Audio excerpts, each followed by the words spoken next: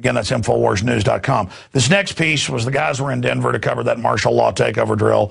They went in and got some interviews and shot some footage of the mural there that has so much death and destruction type iconography in it. And then we'll go to break and come back with our first guest. Stay with us. It's InfoWars Nightly News.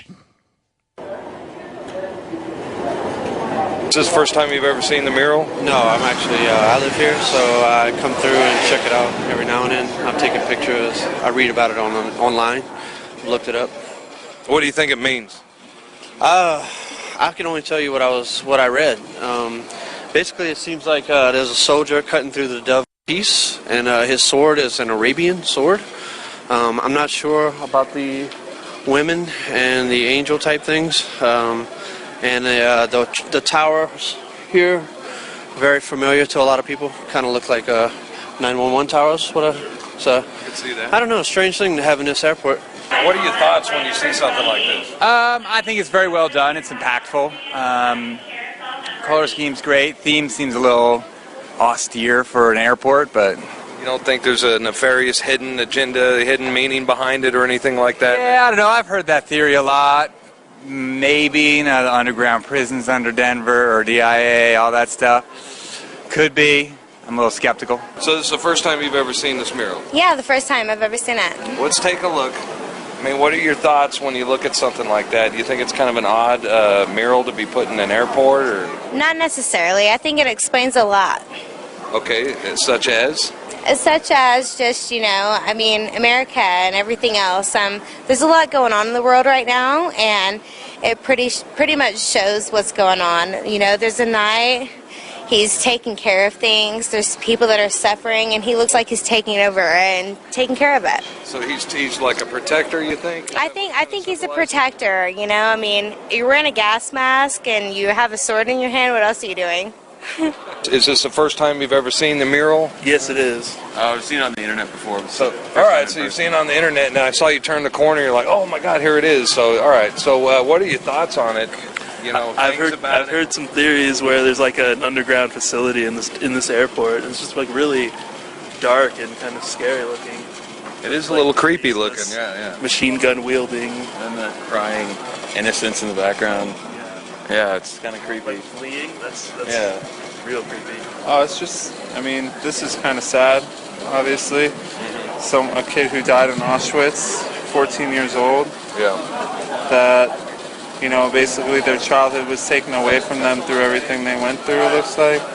They hate enemies. They hope that one day they'll be able to wake up and laugh again. It's sad that there's people out there that think like that. Some people say it's put here to kind of distract people from what really goes on in DIA. Don't you think it's an odd place to put a mural like this in an international airport? I mean, it's kind of weird, isn't it? It is. I mean, if you wanted to send a message to someone, I mean, it's kind of the best place. So do you think this is more of an artistic endeavor, with the symbolism and everything? This guy kind of looks like a Nazi, but is there any hidden meanings?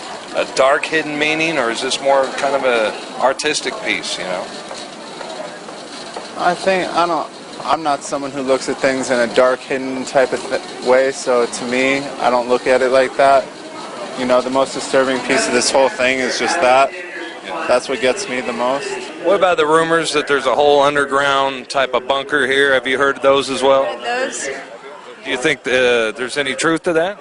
Definitely possible. More possible than what they give you on the news. It looks funny the way that you can see when you're coming in.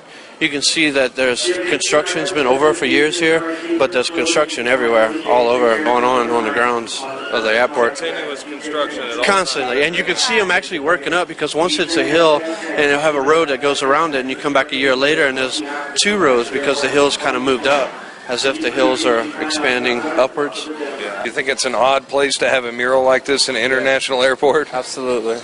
I don't know what its place is here or why it's here. It's definitely not something you expect to see walking through an airport, though. I hear you.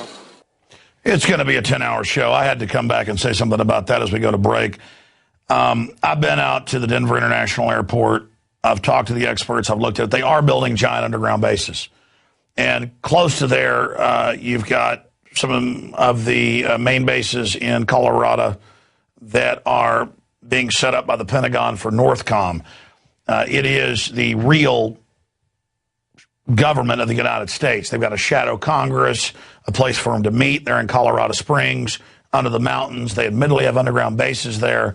And I've talked to some of the workers that have been involved in it. It's all compartmentalized, but they've got giant underground connectors and systems there to bring Americans in on aircraft, to disappear underground into prisons and execution centers, but also to get the elites underground under biochemical, nuclear, radiological attack. Super creepy. And then you look at the mural, you know, a lot of it is Spanish Civil War, pre-World War II, clearly, and then that's basically from the communist perspective. And then it's got some other occultic New Age stuff and some Aztec shamanism involved in it. Very powerful art, and we're trying to contact. We have contacted the artist to tell us exactly what it means, or correct me if I'm wrong. But I think the artist was chosen not because they're a bad person. I think overall this is anti-fascist information by the globalists that have made Colorado the real capital of the U.S. in their own admissions, the capital of the shadow government, to just add to the foreboding. Because to the psychopaths, this is beautiful. This is not ugly. Because then you've got Anubis and all these other giant, weird Egyptian gods there, and pyramids, and, as the guy said, mountains that start rising up where they're dumping the dirt and building for year after year. I mean, there's something weird going on there, and we'll continue to take your tips at Infowars.com. Okay, we're going to break, coming back with the fella that made all that news, and they said, is he real? Is he a yes man? Is it fake? He said Goldman Sachs is evil. It's got to be fake. Everybody knows they make the sun shine. It's Infowars Nightly News. Stay with us.